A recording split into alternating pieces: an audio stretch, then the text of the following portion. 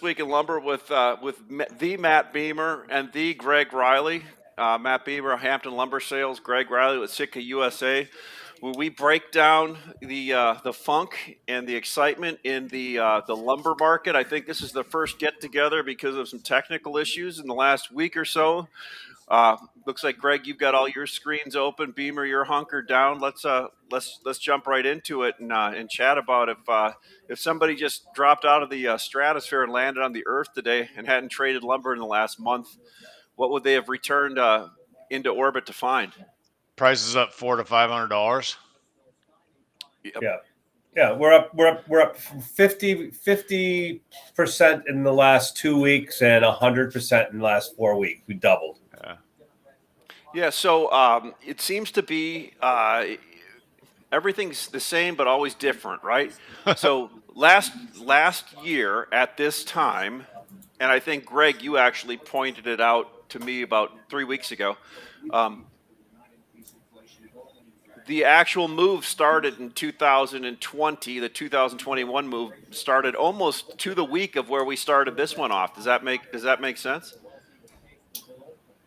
Or pretty darn close. Let's not put the surgeon mask on here, but literally in 2020, the move started in late Q4 that took us all. Yeah, well, I mean, Ash, if you remember what happened last year is in COVID, the market rallied up until the middle of September, and then in 8 weeks fell 50%, and it was like late October, and then the market started to grind higher from there, and. I guess the only difference that I can see this year is that the market topped when market topped in May, it fell 75% in 13 weeks, bottomed in the middle of August, and one of the things we talked about a few weeks ago was, hey, the market had moved up during a period of seasonal weakness. And so as we move to seasonal strength, what was that going to do? And, we've, since the November expiration, we've gone ballistic. Absolutely. Absolutely. Matt, do you got anything to add to that? Yeah, I was kind of curious. I figured the market was going to be fine. I don't, there's nothing in our conversations or nothing that I've been able to see in the cash market for the last 90 days that made me feel like the market wasn't fine. It was trading fairly normally and it had an upward bias to it. And we all talked about how long term we thought, hey, the market's in a bull pattern, and I've been acting as though we're in a bull pattern. So I feel good about the market, but I also was really surprised by the trajectory and the speed with which we changed directions and the amount. Like we're moving 100% in 3-4 weeks. These are big numbers. These are humongous moves, right? These are the kind of moves that we never saw in our career. So I was talking. You get more price action in a week now in lumber than we used to have in a year. I've had days where I raised the price $100 on something from the day before and sold it. At what? And you were cheap. Whatever. I just have to. I have to defend myself. Like I can't just sell inventory at last week's price when the price that I have to pay is going up $100 a day, also, right? So, it's like you have to price your lumber based on your replacement cost. That's just the way a commodity works. Replacement cost is tough to put your finger on these days, though, isn't it, Matt?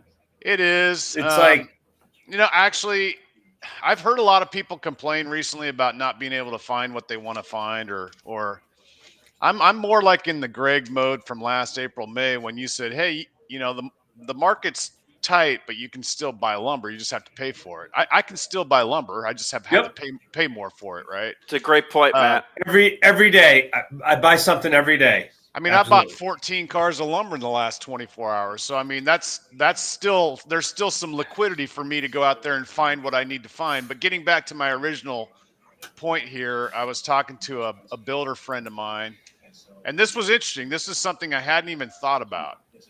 But I asked him, hey, are you, the builder people, like going to back away from the party now that the price of lumber's back in that 4-digit range? It's 1,200, 1,300, 1,400 delivered to you. These are the kind of numbers you're facing. He's like, no. And I said, really? And he said, nope. is because they have plans for fiscal year 2022, and these plans all kind of start now, right? They gotta keep the ship moving. They can't just stop the ship in the middle of the ocean and just say, okay, we're not going to go to port. No, they got to get to port. So their version of getting to port is they got to start these jobs so they can complete them sometime in the second or third quarter and get paid for it, get their money back. So they're going to keep going. Big builders are never going to be the ones that push away on price. If we remember what happened last year was the people that pushed away were the big custom builders, multifamily jobs, and home center business. And it was ultimately the drop in the home center business that allowed all that extra supply to be available to the rest of the market. And that's ultimately what tipped us last spring. Well, right now, I can tell you the big builders and the home center business and the retailers and the distributors and basically every facet of our business right now is like everybody's buying. Full steam ahead. Everybody's buying. Yep. Full steam ahead. We need it. We'll pay for it. Just send it. Here you go. Here's a PO. So nobody has the brakes on right now, right? Nobody has the brakes on. So Matt, Matt. Are you working part time now? Only 14 cars in the last 24 hours? Like that's and Greg. Like, well, that's all you bought. Like Greg, like what about you, man? I mean, are you? I'm taking the over. Am I taking the under on this one or the over? I bought a truck this morning. Okay, all right. I was just wondering. I mean, look at.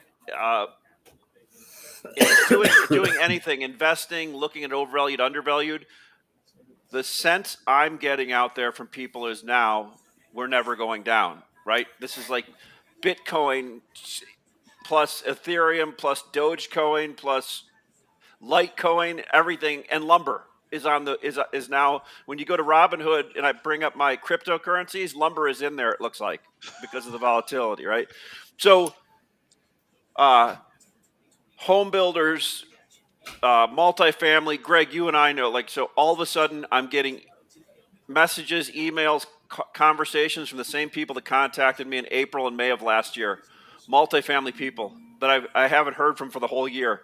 Hey, can you help me buy lumber? Some people in the supply chain still don't even know lumber is going up yet, right? The ones that are really far on one end, they're obviously seeing it now. So multifamily people, I've heard from them. I heard from a guy yesterday. He bought Southern Pine trucks, 20 trucks in beginning of November from a mill. The mill's now telling them that they're going to be late shipping on them. These are $400 trucks, right? So I'm guessing there's some stuff like that going on where some people are getting shipped around. I mean, there's odd stuff that happens in this market, right? Right. Yep, for sure.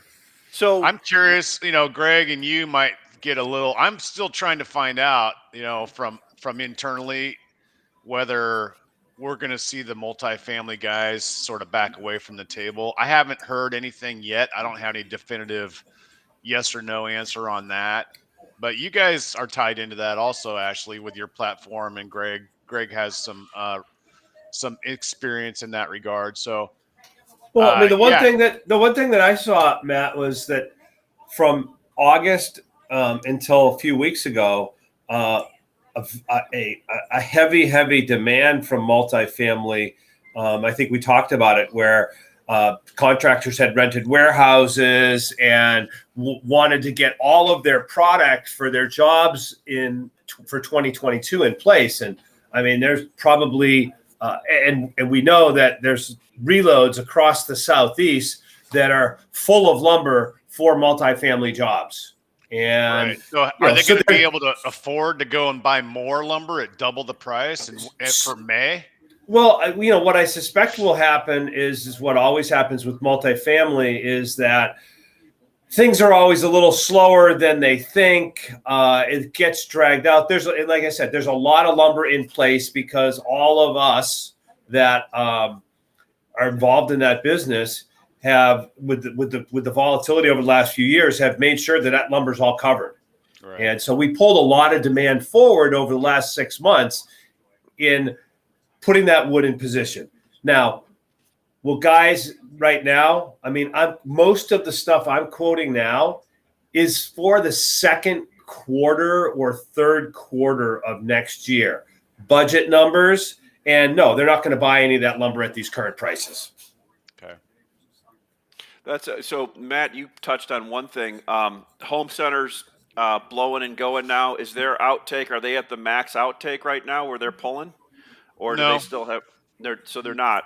I mean. Well, no. I mean, this is not the time of year where Home Depot and Lowe's and Menards are blowing through like cars and cars and cars of studs. They're building inventory right now, right? This is the time of year that you look at the home center business is very similar to the seasonality of the treater business. And so if you have any familiarity with the treater business, they tend to use the wintertime as sort of a let's invest and let's go find some of these specialty products that we need to get when the mills are kind of slower. Historically, this is a slower time of year. And so mills will think about making 5-quarter decking on a custom request, or that they might want to sell a run of, Ponderosa pine to a treater in the Midwest in December, January, February, because it gives them something to do. And the treaters have always historically wanted to buy lumber and store it through the winter. And so typically Home Depot and Lowe's and Menards and all the home center people that sell the over-the-shoulder crowd, they tend to use the winter time and the dead of summer to get their inventories sort of in line with their future expectations, where they're actually busiest in the fall and in the spring, right? So Yeah. just think about your behavior as a human being. Like Ashley, are you going to go build a fence in December in Chicago? Probably not. Are you going to build one in May or June? Yeah, probably. But I will say that we had wind the other day. A section of my fence blew down, and I called the company. They go, "We just want to let you know we're out 20 weeks." I said, "I have like a couple of sections that need in a post maybe that gets to be replaced." You go, "Well, maybe we can squeeze you in sooner." I go, "Maybe." Hey, why don't you just hire me? I'll fly over there. $8,000. I'll do it for you. Housing starts tomorrow for November. We're forecasting marginal higher numbers, and we'll want to watch permits pretty carefully. But we're in a run rate of 1,500,000-ish starts, which is certainly supports the high prices of lumber that we have. The one thing I did want to say is builder sentiment came out today, was lower. One of the complaints, obviously, from the builders is that the increase in tax rate on Canadian lumber seemed ill-timed. Yeah, I think it's a footnote in history at this moment. So a year from now, they'll be talking about dropping the rate, right? I mean, so look at there's and the prices will be low. There's a lot of information that goes out there, and the way it gets consumed by the general public. And I talked about this on a video call I had yesterday. A week or a month and a half ago, BC released that whole conversation about cutting, and if everybody first read that, everybody thought that there was never going to be another stick cut in British Columbia starting that day, right? That wasn't the reality of it. Is there some certain things that they're working through? Sure. And then we had the double whammy with all the weather that hit southern BC, and the story that goes through the cup and the string to all of the traders out there was, gentlemen, there'll be no more shipping out of southern BC for the next X amount of months, right? Are we worked through all those issues, Matt, as far as shipping goes? Yeah, we're not all the way through, but we're beginning to see, let's say if you view it as like what inning we're in the baseball game, we're probably you got in front of me, man. Yeah. We're like in the 5th or 6th inning here in terms of getting the tracks repaired and getting wood flowing into the direction that it needs to go. So the way that really affected the market was it isolated the Western United States. So if you were a contractor yard or retail yard or distributor that buys Canadian product in Utah, Colorado, Arizona, Nevada, California, Oregon, Washington, Idaho, Montana, mainly the Western states, from Colorado west, you were cut off. You couldn't get that material to come through the old B-call lines that where Sumas, Washington and New Westminster, how the railroad routes those cars right across the border up in Washington. they couldn't connect to the BN or the UP in the United States because of that washout, because of the flooding. Now that's been repaired, and they're starting to see a trickle of cars. I know like Mountain View Reload in Sumas is not flooded anymore, and they've been able to ship some wood again. And so you're starting to see movement south, but it's only a trickle compared to what it normally would be. And it's going to probably be like that for a while. Then you have the trucking issue, which is probably a secondary problem, but a lot of trucks have been, absorbed.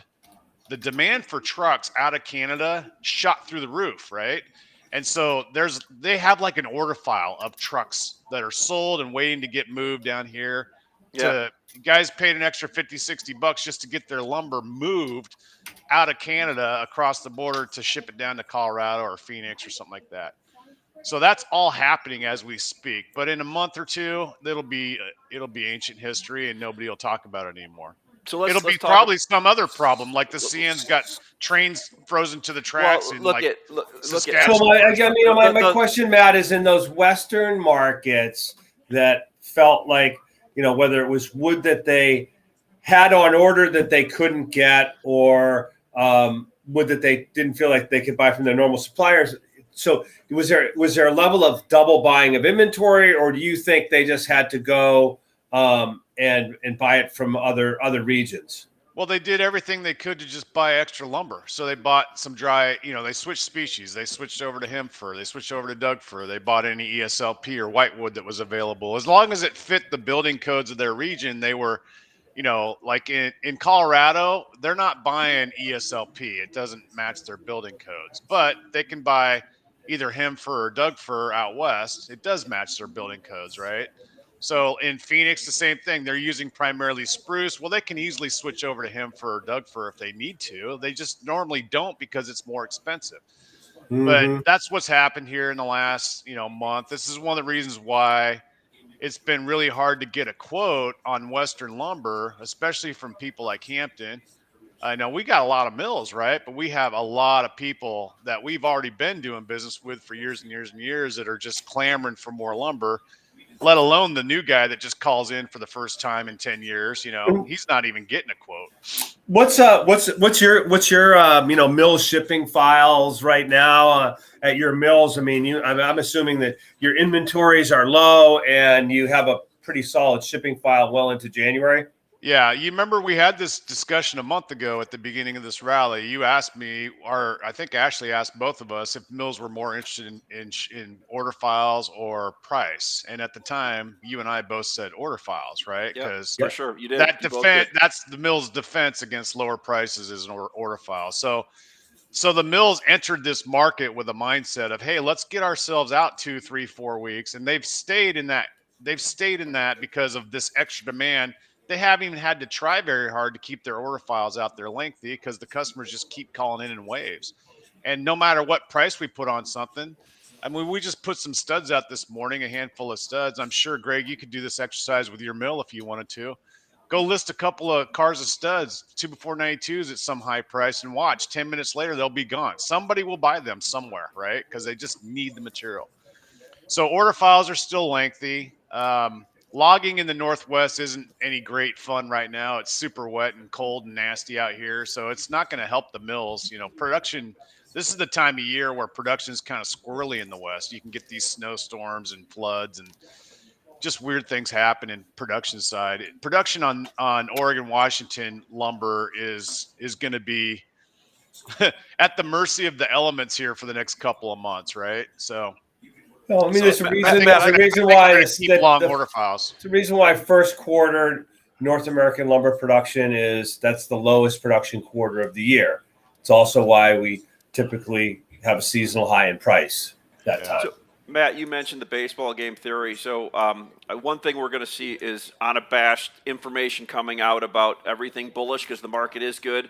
I'm guessing now the long CME cartel, those 7 individuals will be pushing their narrative to people because that's what they do.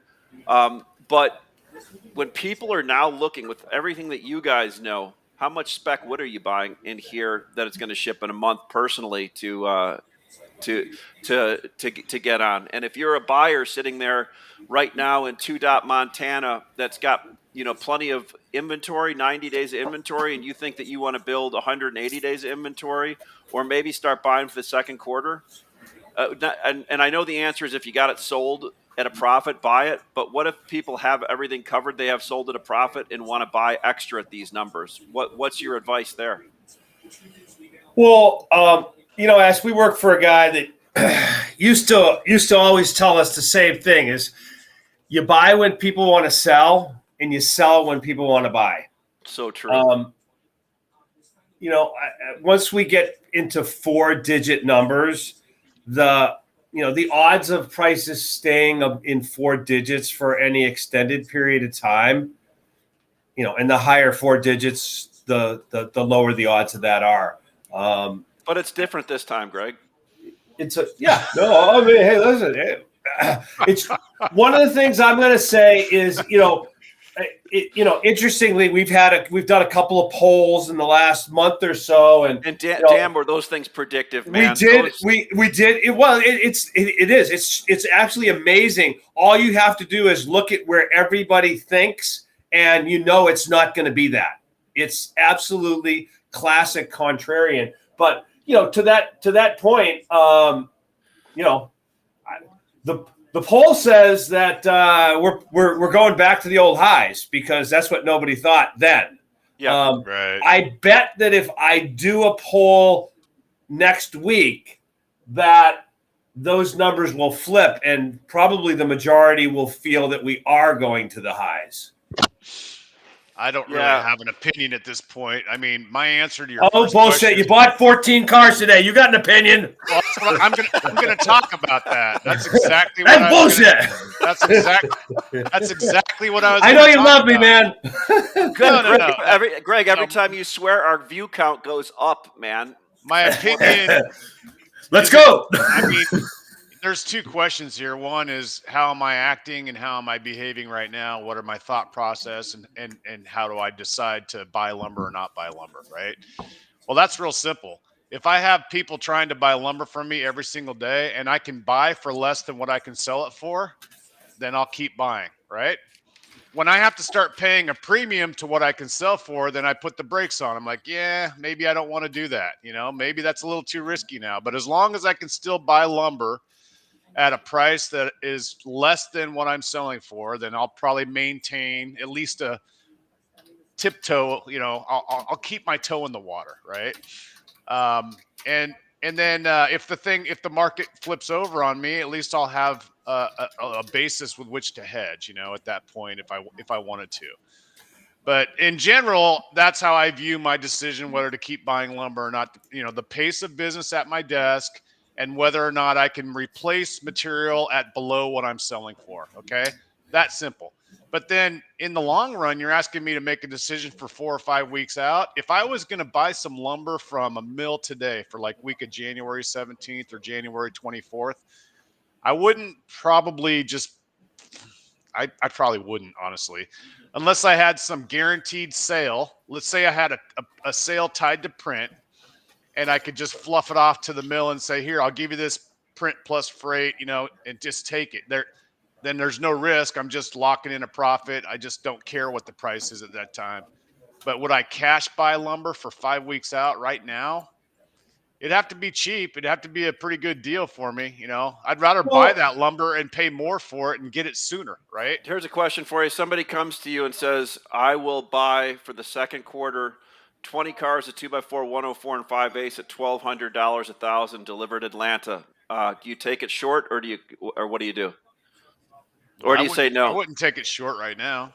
I wouldn't do that right now. Well, I mean, fair value for that is probably that's not far off. I mean, $1,250. I've done this for a while. $1,250, $1,275 is fair value right now. All right, $1,300. They tell you they want 10 cars for the second quarter. Do you take that short? I don't take anything short, Ash, because I'm saying I can manage the risk on that. I mean, I take that business because I can manage the risk. It's basically you cover it and put it on the ground. You can't, because you can't manage that with futures right now. Yeah, you can. I mean, you're at current March and May futures, you can cover that. I mean, the basis says that's fine. one of the things that I wanted to talk about a little bit was we talked, a month or so ago when November expired, we talked about, the huge premium to January and what the basis opportunities were. And really that was from the middle of September until November. And interestingly, the board has kept those premiums. I don't know, Matt, where do you peg Western Spruce 2x4 randoms at today, price wise? From the sawmills or from sawmill? Sawmill. I don't know. Honestly, it's a discount to the print. We've been able to sell at closer to the futures price, but I know that you could buy 2 and better like below $1,000 here recently in the last couple days. So yeah, well, I heard a guy sold a bunch of cars at $900 on and I mean, right. We've sold at 1,100. We sold at 1,100 ourselves out of Babine a couple days ago. Maybe it was yesterday. But I know you could buy $900 lumber, $950 lumber. I mean, I bought wood that was on the ground for like the equivalent of $925, 12 and longer. You look at that, and you can, at $925 minus $1,100, that's $175. That's better than some basis trades that I put on, earlier. Yeah, no, that's a great. Hey, there's $150 to $200 basis right now if you can find the right deal, right? Somebody just asked a great question here. I want to make sure, because we're talking to so many different types of buyers and so many different types of people that they understand what we're saying. And again, we're not here to tell anybody what to do. These are just our opinions. Kevin Otto asked a question. If this rally is going to keep going, why not buy for 5 weeks out? Again, Kevin, that question is a great question. I'm not sure if you mean to buy a 5-week order file, if you have business sold, or if you're just speculating on it. Because let me answer that.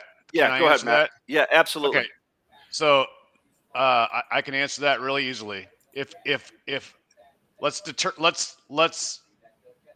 define 5 weeks out. To me, 5 weeks out is when the mill's going to ship it. It's another 5 weeks for me to receive that material in my inventory down in Texas. So we're talking that's literally 10 weeks. Yeah, that's almost a quarter's length, right? That's like a quarter of the year for me to speculate on the price of lumber. And we're not even good at forecasting lumber a month ahead, like in this business, right? I mean, like that's about as far out as my crystal ball really works, is probably a month, 3 months or 2.5 months. I don't really like to gamble on things that are that far out in front of me.